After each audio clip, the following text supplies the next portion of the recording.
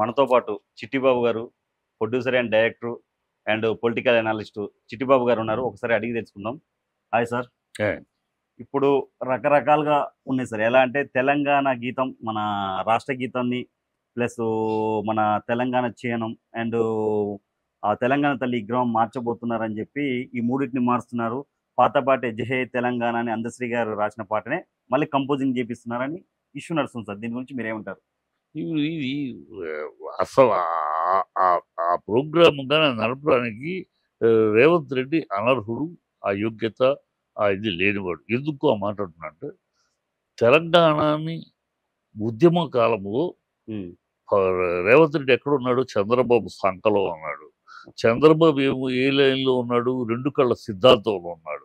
తెలంగాణను సమర్థించే పద్ధతిలో లేడు. ఏమాత్రం తెలంగాణ ఉద్యమానికి, తెలంగాణ ఆవిర్భావానికి ఏమాత్రం సంబంధం లేని రేవంత్ రెడ్డి. అందుకనే ఇన్ని అవకతవకలు. కాకతీయ తోరణం తీసేటువంటి,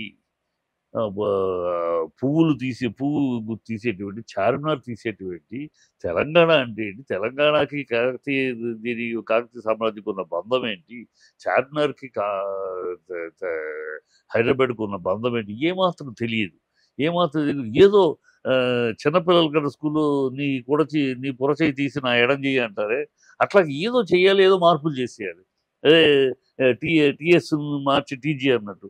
టీఎస్ తెలంగాణ స్టేటు, టీజీ తెలంగాణకి టీజీఎస్ అని పెడతా. ఏదో ఏదో మారుస్తున్నాం చేస్తున్నాం అని తప్పితే దానివల్ల ప్రయోజనం ఏంటి? టీఎస్ని మార్చితే ఏం ప్రయోజనం వచ్చింది? ప్రజలకి ఏం ప్రయోజనం?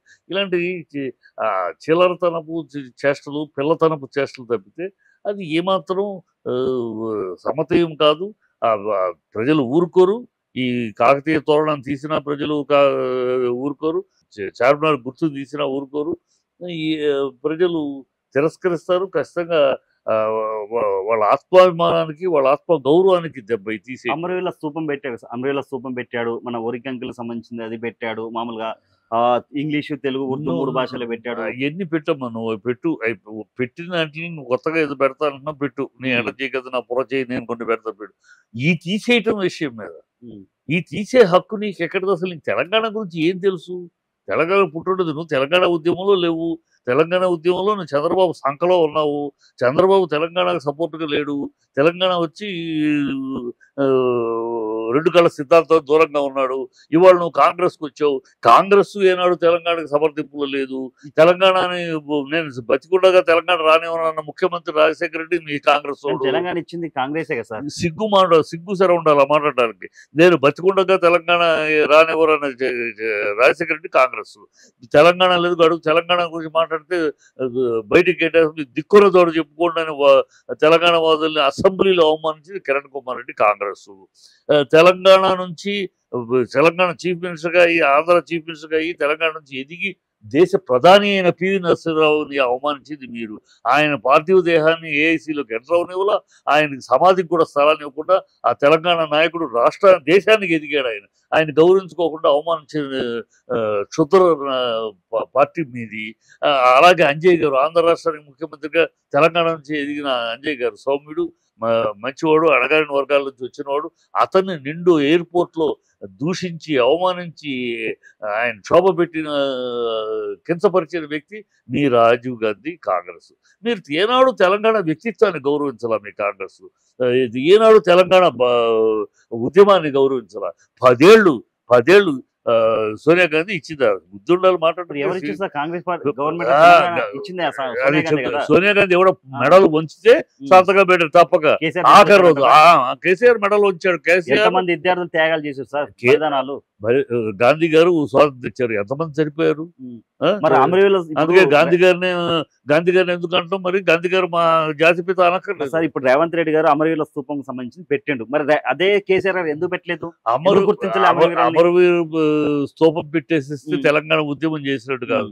అమరవీరులకు శ్రద్ధాంజలి కట్టి ఇప్పుడు గాంధీ గారిని అలా అయితే గాంధీ గారిని పక్కన పెట్టి కొన్ని లక్షల మంది అసూలు బాసారు స్వాతంత్రంలో. వాళ్ళకి పూజలు చేయాలి, గాంధీ గారిని అనకూడదు. ఇవన్నీ రాజకీయాలుగా మాట్లాడితే ఉద్యమం ఆయన 10 ఏళ్ళు ఏకతాటిగా ఉద్యమం ఆయన చేశాడు. 14 ఏళ్ళు మీరు కాంగ్రెస్ చేయలా. కాంగ్రెస్ వెనకడుగు ముందడుగు వేస్తున్నారు. టీడీపీ లేదు. బీజేపీ 86లో కాకినాడ తీర్మానంలో 1 ఓటు 2 స్టేట్లని చెప్పి మోసం చేశారు. తర్వాత అద్వానీ గారు హోమ్ మినిస్టర్గా ఉన్నప్పుడు తీసుకెళ్తే చంద్రబాబు ఒప్పుకోవట్లేదు, చంద్రబాబు ఒప్పుకోకపోతే మన గవర్నమెంట్ పట్టుకోవద్దు, పక్కన పెట్టండి అన్నారు. సో ఎవరు తెలంగాణ కోసం 14 ఏళ్ళుగా పోరాడింది ఓన్లీ కేసీఆర్. కేసీఆర్ తన ప్రాణాల్లోండి తన ముఖంలో మృత్యు ద్వారంలోకి వెళ్ళి పోరాడి త్యాగాలు చేసి పదవులు త్యాగాలు చేసి అన్ని రకాల కష్టాలు పడి ఆయన ఒకే మాట మీద నిలబడదు. తెలంగాణ తెలంగాణ తెలంగాణ యాస గోస భాష తెలంగాణ సంస్కృతి సాంప్రదాయం సిద్ధాంతం అని నిలబడిన మనిషి ఆయన ఒక్కడే. మీరు అందరూ డ్రామాలు ఆడారు. ఆఖరిలో 14 మంది 34 మంది ఎంపీల్ని ఏకతాటి మీద తీసుకొస్తే, ఇతర రాష్ట్రాల ఎంపీలు ఏకతాటి మీద తీసుకొచ్చి పార్లమెంట్ నిలిపిస్తే అప్పుడు పార్లమెంట్ ఆఖరి రోజు ఇంకా మీరు ప్రభుత్వం దిగిపోతున్న ఆఖరి రోజులు ఆకర్షణలో తీసుకొచ్చి దాన్ని తప్పని పరిస్థితుల్లో సంతకం పెట్టారు. అది కూడా రాజ్యాంగపూర్వం కాన్స్టిట్యూషన్ చేయకపోతే విభజన చట్టంలో విభజన చట్టంలో కూడా చేర్చాల. ఇన్ని దౌర్భాగ్యాలు అయ్యి మీరు ఇచ్చారంటూ మీ నరం లేని నాలుగు కనుక సిగ్గు శరం లేని పార్టీ కనుక మేము ఇచ్చామని ఏదో మాటలు మాట్లాడారు. ఇచ్చారా మీరు? రేవంత్ రెడ్డికి అసలు ఆ టైంలో ఉద్యమంలో ఉన్నాడా? చంద్రబాబు పక్కన కదా కూర్చున్నారో. చంద్రబాబు రెండు కళ్ళ ధోరణి అని కదా వాగాడు. కాంగ్రెస్ ఏమో రాజశేఖర రెడ్డి బతికొండగా ఎవరని కదా అన్నాడు. రాని అలాగే ఆయన బతికొండగా రానివ్వలేదు కదా. ఆయన చనిపోయిన తర్వాత కిరణ్ కుమార్ రెడ్డి వచ్చి దిక్కులను చెప్పడం తెలంగాణ లేదు, లేదు, దిక్కులతో చెప్పుకోవడానికి నిండు అసెంబ్లీలో తెలంగాణలో అసెంబ్లీ ఇచ్చింది, అవమానించింది మీ కాంగ్రెస్ ముఖ్యమంత్రి కదా. మీరు కూడా మేము ఇచ్చామంటారా? సిగ్గుండదు, సిగ్గుసరం ఉండదు. ప్రజలకు తెలుసు, ప్రజల గుండెల్లో తెలంగాణ ప్రజల గుండెల్లో తెలుసు ఎవరు దీనికోసం నిలబడ్డారు. ఇవాళ తెలంగాణ మనకు వచ్చిందంటే ఎవరి వల్ల వచ్చిందని తెలుసు. ప్రజల గుండెల్లో కేసీఆర్ ఉన్నాడు. తెలంగాణ ఆత్మ కేసీఆర్. తెలంగాణ గుండెని చించితే ఆత్మ కేసీఆర్, ప్రజల గుండెలు చించితే కనపడేది కేసీఆర్. సిగ్గు శరం మానం అభిమానం మాట నరం లేని నాలుగు కనుక ఊనే మేమిచ్చాం సొలువాగుడు అవటం తప్పితే మీకు అర్హత ఎక్కడదని అంటున్నాను.